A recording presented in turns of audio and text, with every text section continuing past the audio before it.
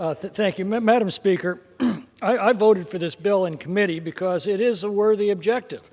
Assisting prisoners to successfully re-enter society, find jobs, and take their place as law-abiding citizens is essential to the safety and stability of our society. But on further reflection, I've come to believe that this is a program that the federal government should not be funding through grants to local organizations. Grants have become the third biggest expenditure of the entire federal government, behind only Social Security and national defense.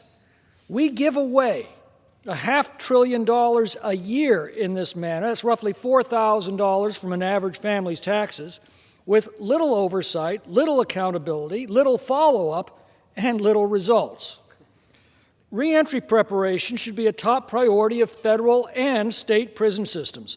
Now, state prisons are a state responsibility. They should be funded by taxpayers of the individual states.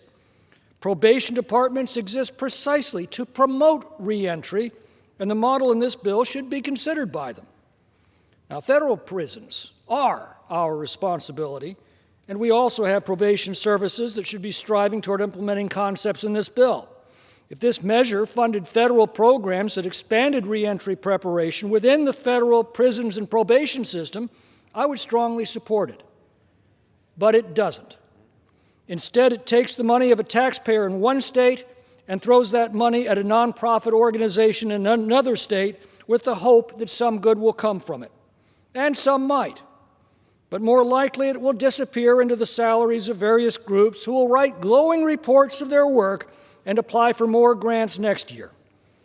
And if for some reason the Federal Bureau of Prisons is unable to provide these services, then they should be competitively bid out to contractors with specific performance measurements and accountability.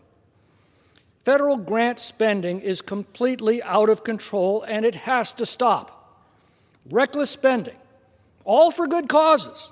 I've never seen a grant program that doesn't promise to do good things, but it's destroying our prosperity.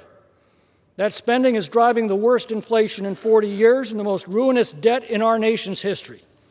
And it's hard to find a grant program that actually delivers on its promises. I think it's time we began to spend taxpayers' money as carefully as they spend what they've got left after we've taxed them into debt. This bill falls short of that responsibility. I yield back.